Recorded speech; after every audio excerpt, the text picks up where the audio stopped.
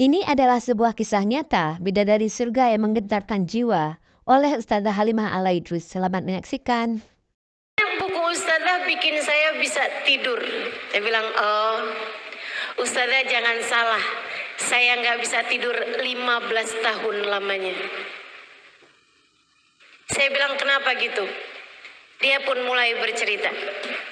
Dia bilang, saya Ustazah waktu itu 15 tahun lalu. Seorang istri dengan 2 orang anak dan seorang suami yang bekerja dengan mapan di sebuah perusahaan yang terkemuka di Jakarta. Dia bilang, kami udah punya rumah di sebuah komplek, mapan lah secara duniawi, anak 2 lucu-lucu, yang 1 masih merangkang. Dia bilang, satu malam saya ada diundang pesta sama salah satu kawan saya. Saya bilang sama suami saya malam ini mau pergi pesta. Suami saya kayak keberatan gitu. Saya bilang, kamu jangan egois jadi orang. Kadang-kadang kamu kalau mau pergi sama teman-teman kamu saya izinin, kenapa giliran saya yang mau jalan kamu malah nggak bolehin gitu. Pokoknya saya mau pergi. Jangan gitu jadi orang egois begitu, nggak boleh. Dia bilang, saya pun pergi dengan sepertinya suami yang sedang keberatan sama saya. Pesta dilaksanakan di sebuah restoran mewah. Dia bilang, teman-teman saya mulai bubar jam 9, setengah 10. Saya pikir biarin sekalian suami saya biar tahu rasa. Susah kan jagain anak 2. Saya sengaja nggak pulang-pulang. Sampai di atas jam 10, setengah 11-an baru saya setir mobil pulang ke rumah. Waktu saya masuk komplek, saya lihat kenapa itu rame sekali. Ada mobil pemadam kebakaran berjejer-jejer. Saya panik, saya pikir siapa yang rumahnya kebakaran, dan saya pingsan ketika saya menemukan ternyata yang kebakaran, hangus kebakar semuanya adalah rumah kami. Saya pingsan, bangun-bangun saya di rumah sakit. Ketika saya sadarkan diri, saya berharap agar saya pingsan kembali tanpa pernah terbangun lagi. Ketika saya diberitahu bahwa suami saya meninggal dunia di kebakaran tersebut, anak saya yang pertama meninggal dunia, yang tersisa adalah anak saya yang merangkak dengan keadaan kulit yang sudah terbakar dengan luka bakar yang sampai membuat dia hidup dalam keadaan tidak normal. Kayak ada kerusakan di jantung dan lain sebagainya.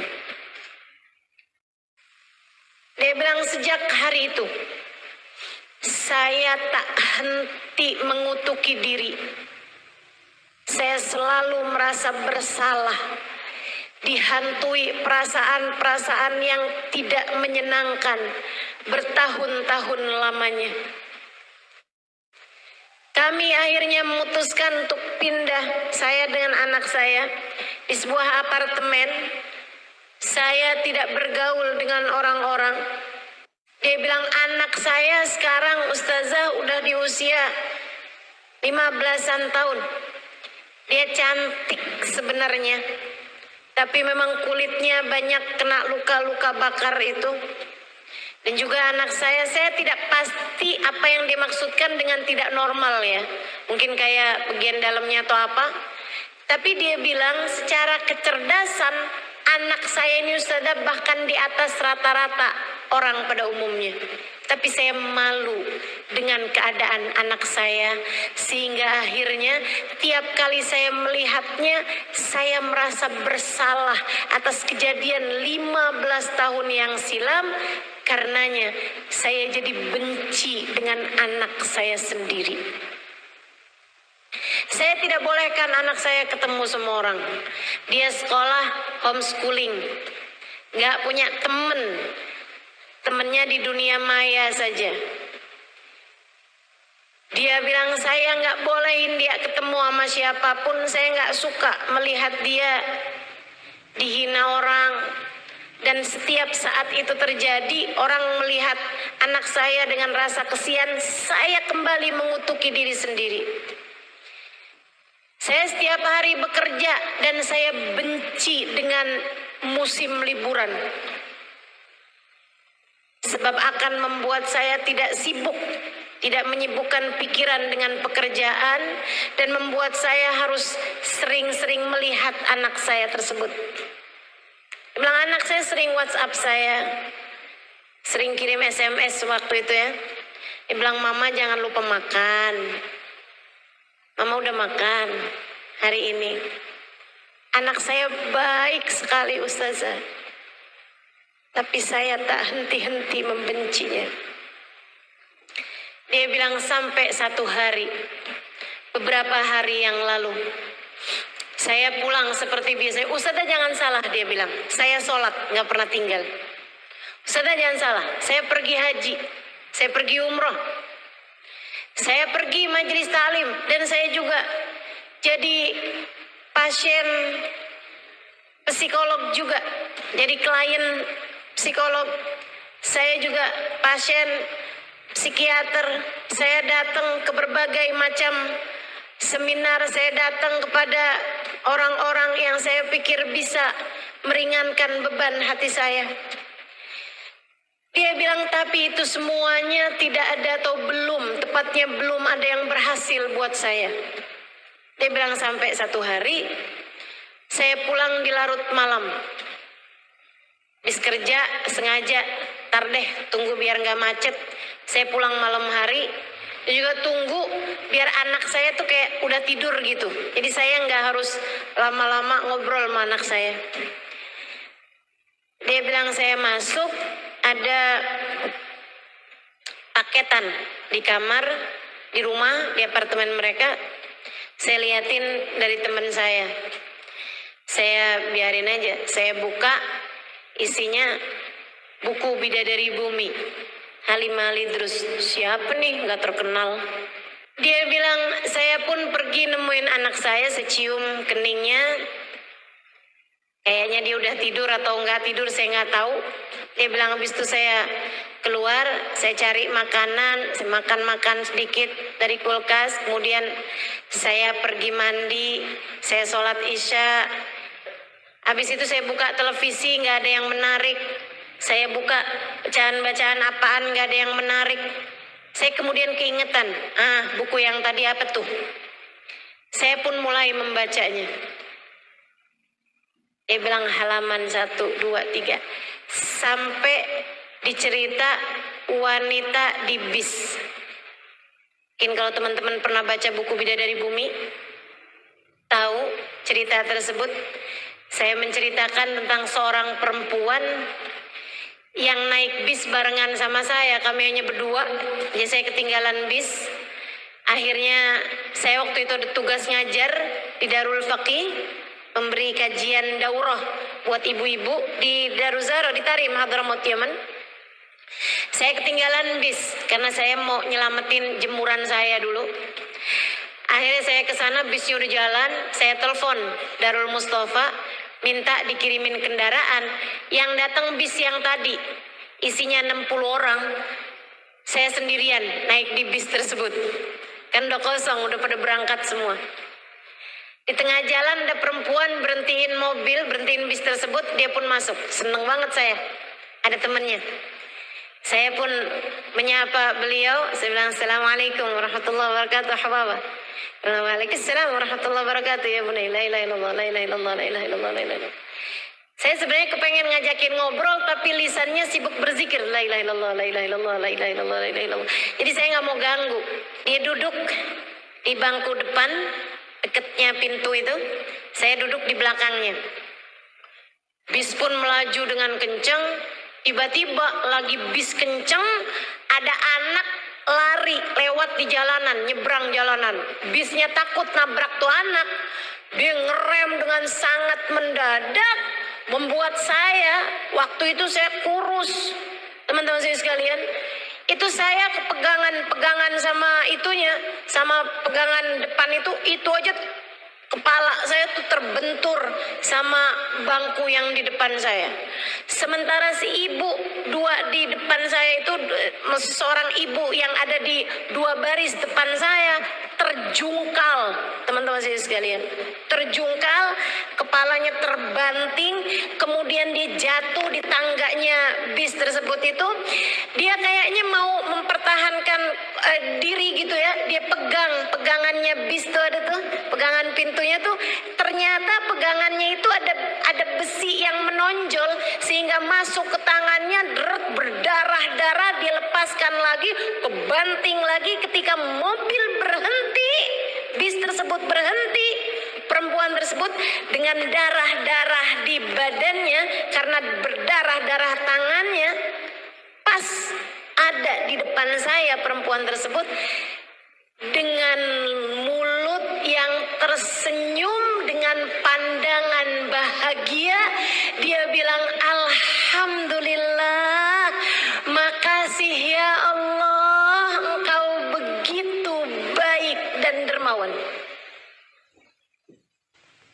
Saya pas lihat dia senyum terus ngomong gitu, jangan-jangan ada yang kena sarafnya nih. Ada orang kesakitan kayak begitu mestinya badannya pasti ngilu-ngilu, sakit-sakit, bentur-bentur berkali-kali, teman-teman. Dan dia senyum lebar dengan dia bilang, alhamdulillah, makasih ya Allah. Kayaknya mau mempertahankan diri gitu ya, dia pegangannya bis tuh, ada tuh pegangan pintunya tuh, ternyata pegangannya itu ada besi yang menonjol sehingga masuk ke tangannya, berdarah-darah, dilepaskan lagi, kebanting lagi. Ketika mobil berhenti, bis tersebut berhenti, perempuan tersebut dengan darah-darah di badannya karena berdarah-darah tangannya, pas ada di depan saya perempuan tersebut dengan mulut yang tersenyum dengan pandangan bahagia. Dia bilang, alhamdulillah, makasih ya Allah, engkau begitu baik dan dermawan. Saya pas lihat dia senyum terus ngomong gitu, jangan-jangan ada yang kena sarafnya nih. Ada orang kesakitan kayak begitu mestinya badannya pasti ngilu-ngilu, sakit-sakit, bentur-bentur berkali-kali, teman-teman. Dan dia senyum lebar dengan dia bilang, alhamdulillah, makasih ya Allah, makasih ya Allah, engkau begitu baik pada hambamu. Saya tanya dia, kef halak Hubabah, bagaimana kabarmu Hubabah? Dan dia bilang, alhamdulillah, alhamdulillah, alhamdulillah, Rabbuna Karim, Allah Tuhan kita baik banget ya nak ya. Saya heran, dia nggak bilang, ya udah sabar ya nak, nggak apa-apa kok, misalnya gitu.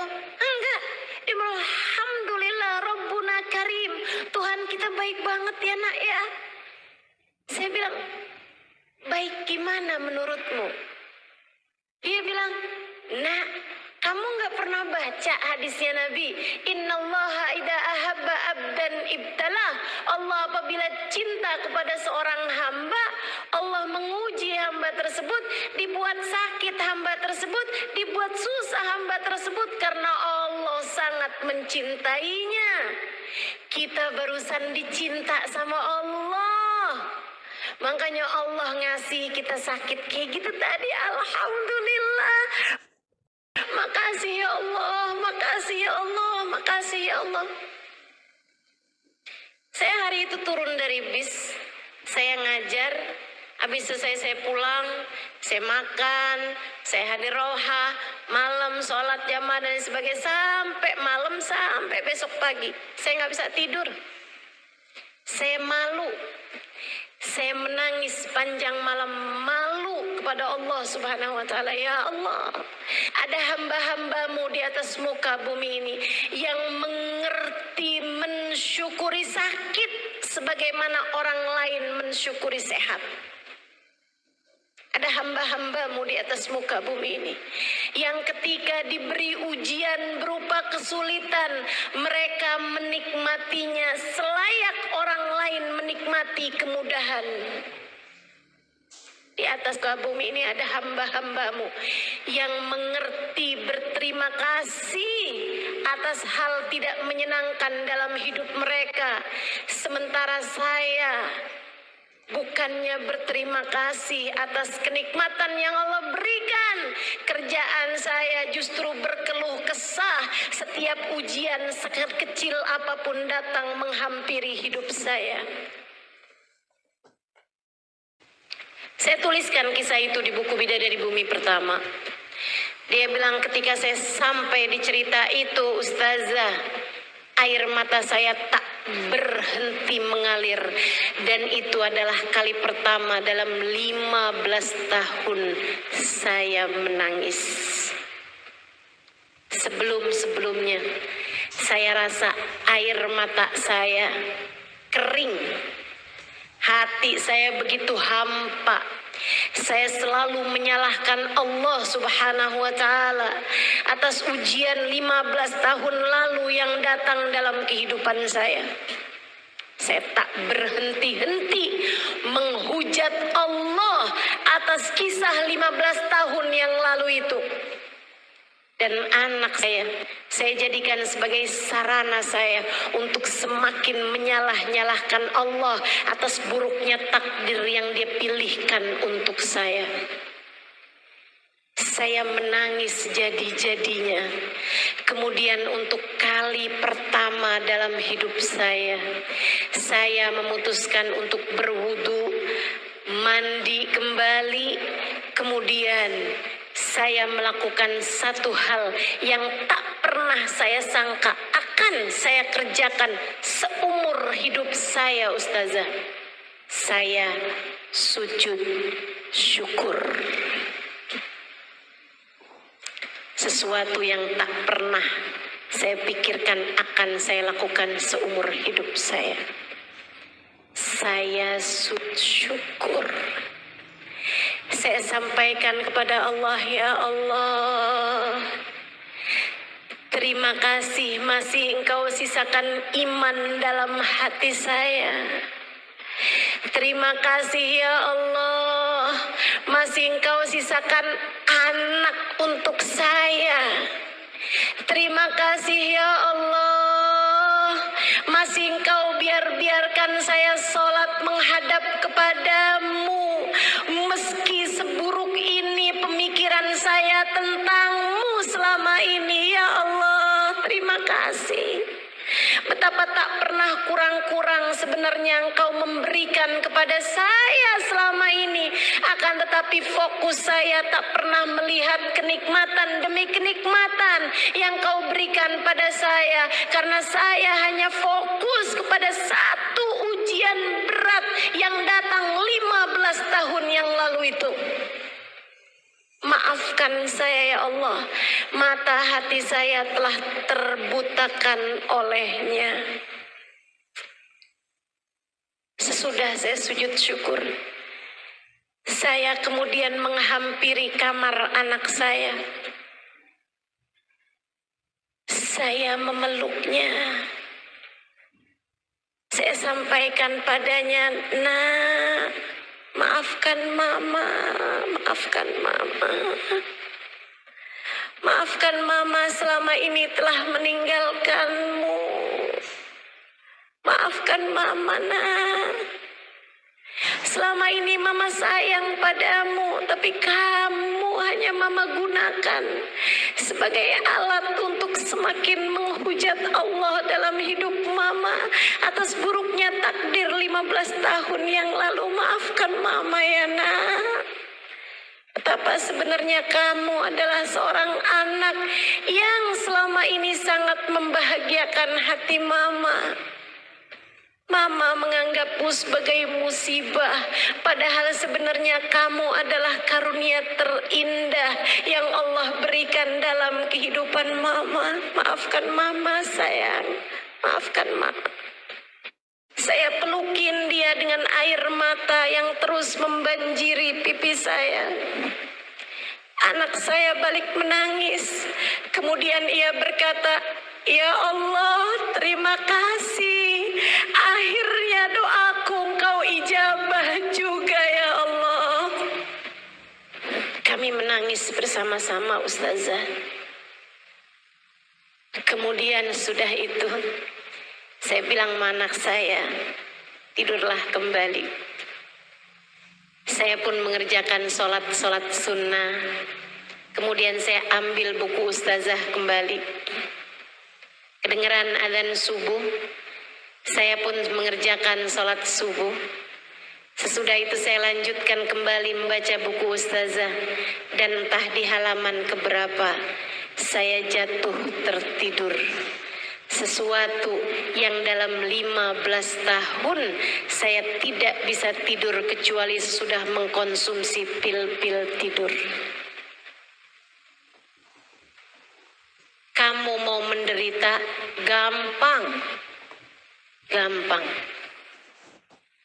Fokus aja sama ujian yang datang dalam kehidupanmu, kekurangan yang Allah berikan padamu, kemudian bandingkan dengan orang-orang lainnya, hidupmu pasti akan menderita. Kamu mau bahagia, mau merasakan manisnya iman? Gampang. Nabi Muhammad telah memberitahukan caranya.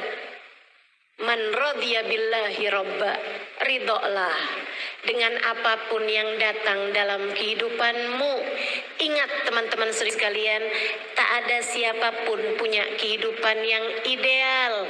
Hidup di dunia ini tak pernah ideal untuk siapapun. Kalau nggak diuji sama keluarga, nanti diuji sama suami. Suami baik, ujiannya datang dari mertua. Mertua baik, ujiannya datang dari ipar. Ipar semua orang baik, ujiannya datang dari kemiskinan. Kemiskinan enggak juga, ujiannya datang dari sakit. Semua orang pasti diuji. Karena memang dunia ini bukan tempat sebagai kita kembali. Dunia hanyalah persinggahan. Semoga menuju surga.